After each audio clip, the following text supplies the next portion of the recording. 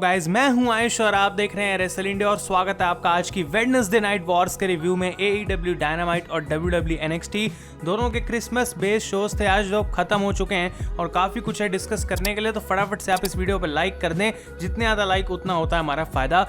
Start करते हैं हम यहाँ पे डायनामाइट के शो से। तो पहला मैच यहाँ पे एक टैग टीम मैच हमें देखने को मिला जो कि था दी इनर सर्कल यानी कि क्रिस जेरिको और MJF की टीम अगेंस्ट टॉप फ्लाइट। अब ये एक ओपनर के हिसाब से एवरेज मैच था, मैं ये नहीं कहूंगा कि बहुत ज्यादा अच्छा मैच था, और जबकि इसके कुछ पार्ट्स में टॉप फ्लाइट को मोमेंटम मिला था, ऐसा कभी भी नहीं लग रहा था कि इनर सर्कल हार सकती है। और एट द एंड यहाँ पे काफी कमाल का पाइल ड्राइवर लाइक DDT लगाते हैं MJF फ्रॉम द मिडल रोप और यहाँ पे वो अपनी टीम के लिए इस मैच को जीत जाते हैं। और इस मैच के बाद जेक हेगर माइक लेके आते हैं और वो कहते हैं कि भाई जब से हमने वो बात की थी कि अब हम सारे एक साथ होकर काम करेंगे, तब से इनर सर्कल कोई भी मैच हारी नहीं है, तो ये बहुत अच्छी बात है। लेकिन एक बंदा उन रूल्स को फॉलो नहीं कर रहा और वो है वार्डलो। और वो कहते हैं मुझे पता है कि वार्डलो अपनी फैमिली की रीजंस की वजह से यहाँ नहीं आ रहा, लेकिन ये भी एक फैमिली है और वार्डलो की रिस्पॉन्सिबिलिटी होनी चाहिए कि वो इनर सर्कल के लिए हमेशा यहाँ पे आए।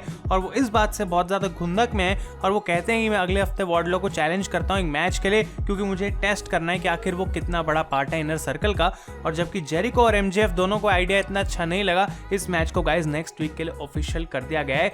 इसके बाद टोनी शेवानी आते हैं रिंग में गाइज और वो इंटरव्यू ले रहे होते हैं यहाँ पे स्टिंग की। तो स्टिंग अपनी कमाल की एंट्री करते हैं और उसके बाद वो रिंग में आ जाते हैं। लोग बहुत ज्यादा उनके लिए चैंट कर रहे होते हैं और टोनी शेवानी पूछते हैं कि ये बात तुम ऑलरेडी थोड़ी सी बोल चुके हो, लेकिन आखिर तुम्हारा पर्पस क्या है AEW में आने का, तुम ये बताओ।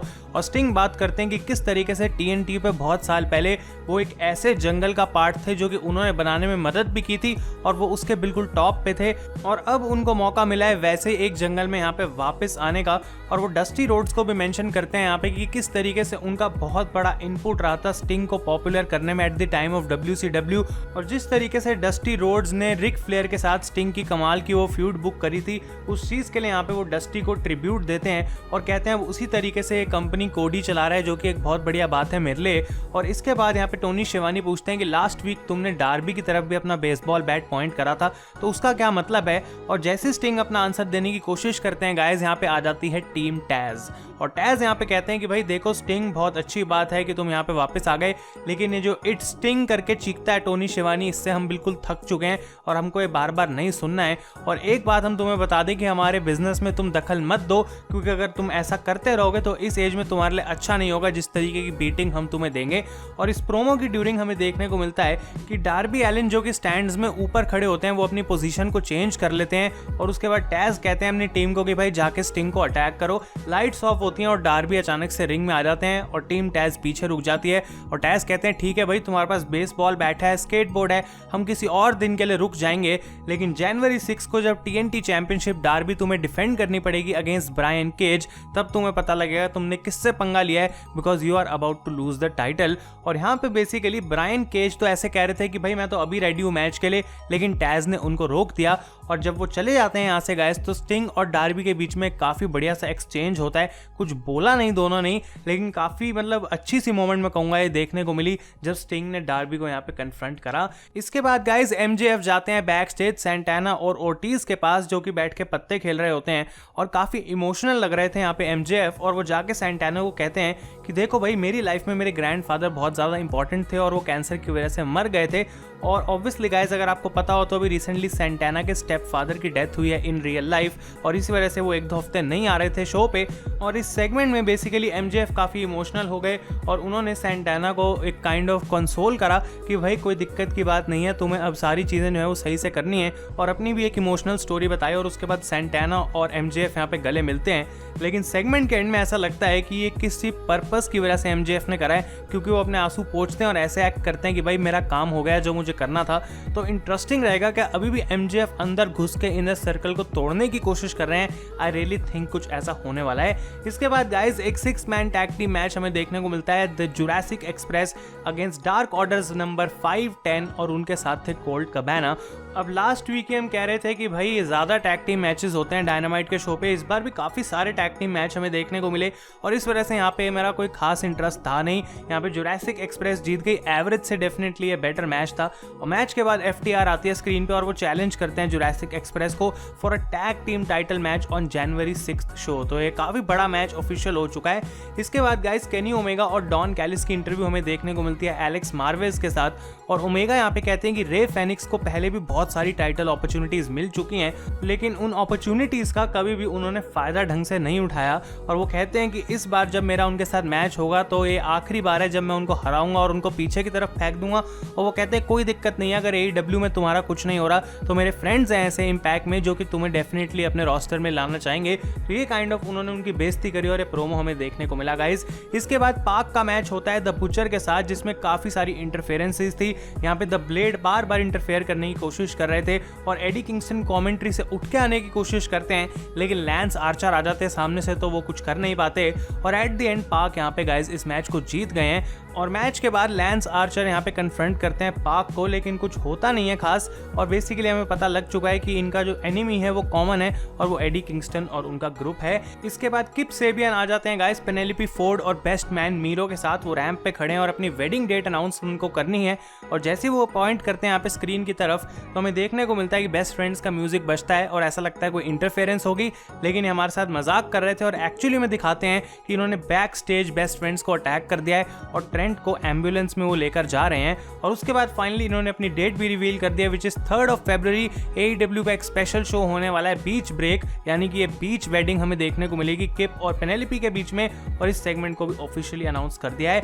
इसके बाद डस्टिन रोड्स का मैच होता है इविल ऊनो के साथ, जो कि लास्ट वीक ऑफिशियल हो गया था गाइज। और यहाँ पे डस्टिन रोड्स जीत गए, कुछ खास मैच मुझे लगा नहीं। और मैच के बाद एक बार फिर से इविल ऊनो कोशिश करते हैं डस्टिन को मनाने की, लेकिन वो मना कर देते हैं। और उसके बाद यहाँ पे पीछे से स्टू ग्रेसन उन्हें अटैक करते हैं, कोल्ट कबाना और ली जॉनसन आके डस्टिन रोड्स को यहाँ पे बचा लेते हैं। इसके बाद एक इंटरव्यू देखने को मिली शॉन स्पियर्स की टोनी शेवानी के साथ, और शॉन स्पियर्स कहते हैं कि भाई 3 लेटर चेंज करने से मेरा करियर कोई चेंज नहीं हुआ, यानी कि वो कह रहे हैं WWE से AEW आने में, लेकिन वो कहते हैं मेरे में इतना टैलेंट है कि मैं दुनिया के किसी भी रोस्टर के 95% टैलेंट से ज्यादा बेटर हूं। और वो कहते हैं मैं यहाँ से जा रहा हूं और अपने एग्जीक्यूटिव प्रिक्स को तुम कह दो कि जब मेरा मन होगा मैं तभी वापस आऊंगा, क्योंकि मेरे साथ वो कुछ खास कर नहीं रहे।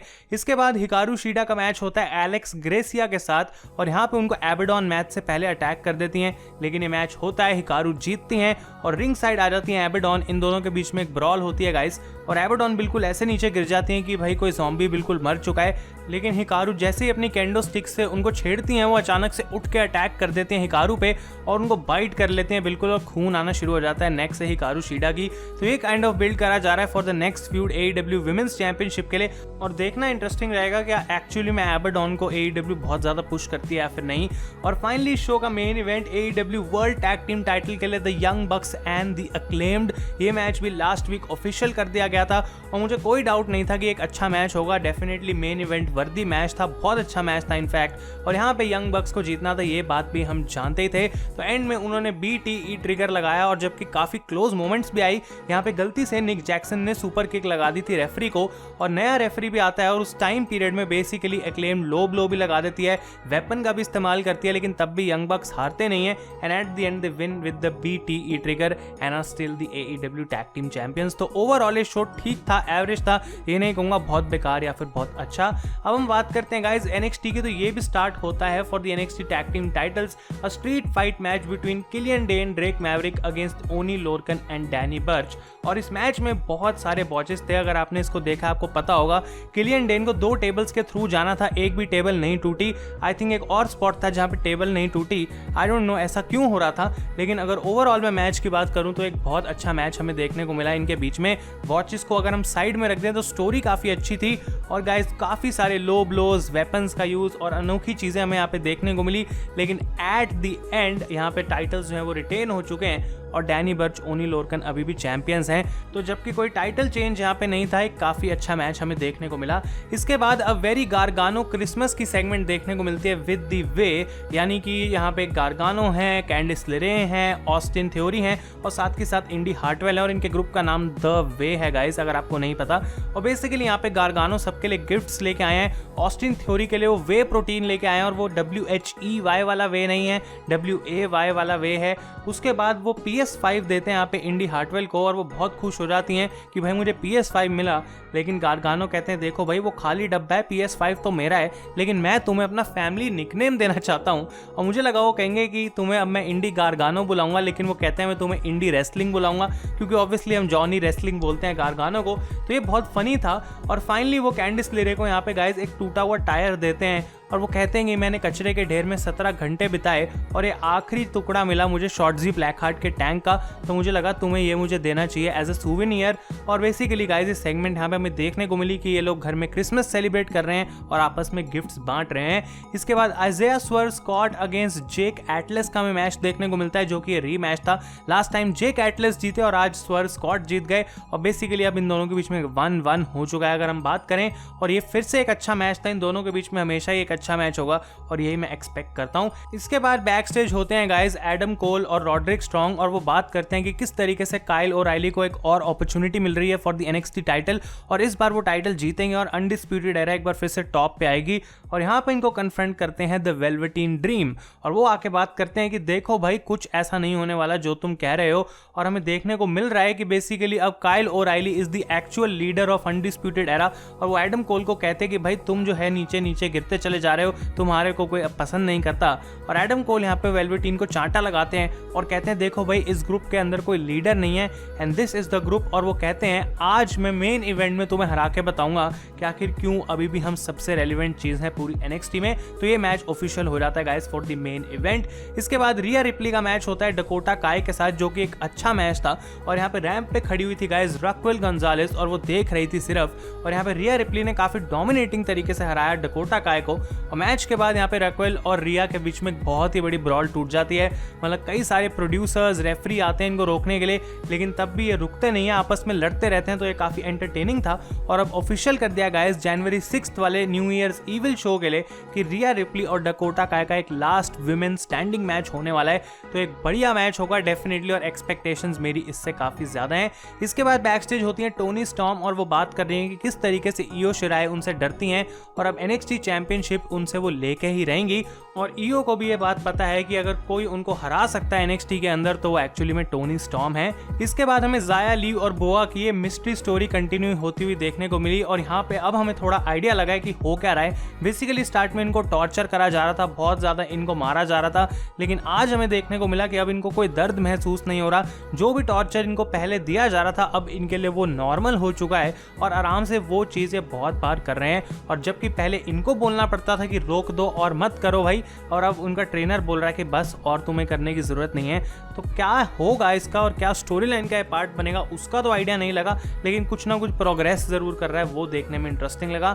इसके बाद ब्रॉन्सन रीड का मैच था जो कि उन्होंने स्क्वाश मैच था, जीत लिए वो अगेंस्ट अशांटे दी अडोनिस, कुछ भी यहाँ पे था नहीं। इसके बाद ईओ शिराई आती हैं गाइस रिंग के अंदर और वो वेट कर रही हैं टोनी स्टॉर्म का, बहुत ज्यादा खुंदक में लग रही हैं। टोनी स्टॉर्म का म्यूजिक बजता है लेकिन बाहर आ जाती है मर्सिडीज मार्टिनेज और ईओ शिराई को यहाँ पे वो अटैक कर देती हैं। तो क्लियरली ये बात पता लगी कि टोनी स्टॉर्म इकलौती ऐसी सुपरस्टार नहीं है जिनको एक टाइटल शॉट चाहिए, मार्टिनेज को भी चाहिए, रिया रिप्ली, राक्वेल गोंजालेस, डकोटा काय, कैंडिस लेरे, मतलब पूरा रोस्टर इस समय ऐसा लग रहा है कि अगर टाइटल के लिए चैलेंज करेगा तो भाई कोई मतलब मजाक नहीं बनाएगा कि आखिर क्या छोटा मैच हो रहा है। तो काफी अच्छा काम करा जा रहा है NXT की विमेंस डिवीजन में and I think long term में उनको इस चीज का बहुत फायदा होगा। इसके बाद गाइस लियोन रफ का मैच होता है टिमोथी थैचर के साथ और NXT में हमें एक प्रोमो सुनने को मिलता है थैचर की तरफ से कि अब मुझे भी एक फाइट चाहिए टोमासो चांपा के साथ और वो कहते हैं तुम मेरा मैच आना देखने और रिंग साइड बैठना। तो वो एक चेयर लगा देते हैं रिंग साइड पे और लियोन रफ के साथ उनका मैच होता है और काफी इजीली वो इसको जीत सकते थे, लेकिन मैच को खत्म ही नहीं करते, ओवर स्मार्ट बन रहे थे and at the and Leone rough small package लगा के यहाँ पे हरा देते हैं थैचर को। तो उनके लिए यहाँ पे एक बहुत बड़ी बेइज्जती थी। और उसके बाद गाइज आ जाते हैं बाहर टोमासो चांपा, एक विडोज बेल लगाते हैं और उसके बाद कहते हैं कि भाई मैं तुम्हारा चैलेंज एक्सेप्ट करता हूँ और ये मैच कोई नॉर्मल मैच नहीं बल्कि की एक फाइट पिट मैच होने वाला है। इसके बाद टाइलर रस्ट का मैच होता है अरिया देवारी के साथ, जो कि वो जीत जाते हैं। और स्टोरी यहाँ पे काफी सिंपल है कि टाइलर रस्ट को अब माल्कम बिविंस मैनेज कर रहे हैं और कुछ ना कुछ उनके साथ वो बढ़िया करेंगे, लेकिन वो बढ़िया क्या है उसका हमें वेट करना पड़ेगा। और फाइनली इस शो के मेन इवेंट में Adam Cole against the velveteen dream, एक कमाल का मैच था और ये out of nowhere match book कर दिया गया। आई थिंक अगर पहले से बुक करा जाता तो NXT की रेटिंग के लिए थोड़ा फायदा हो सकता था, लेकिन ये गाइस इन दोनों के बीच में मैच अच्छा था। रॉड्रिक स्ट्रॉन्ग रिंग साइड पे थे, उनको पीट डन अटैक कर देते हैं मैच के बीच में, लेकिन एट द एंड जबकि एक दो मौके मिले वेलवेटीन को जीतने के, एडम कोल ही इस मैच को जीते और उसके बाद वो सेलिब्रेट कर रहे थे और काइंड ऑफ उन्होंने अपना पॉइंट प्रूव कर दिया है कि अनडिस्प्यूटेड एरा अभी भी कोई कम नहीं है। और भले ही काइल ओराइली को मौका मिल रहा है टाइटल के लिए, लेकिन एडम कोल का स्टॉक अभी कहीं पे भी नहीं गिरा है। तो गाइस ये था वेडनेसडे नाइट वॉर्स दोनों ही शोज का रिव्यू। अगर आपको वीडियो पसंद आई है लाइक करें और अपने ओपिनियन दोनों शो के बारे में मुझे बताएं। Thank you so much for watching. मैं हूं आयुष और आप देख रहे हैं रेसल इंडिया।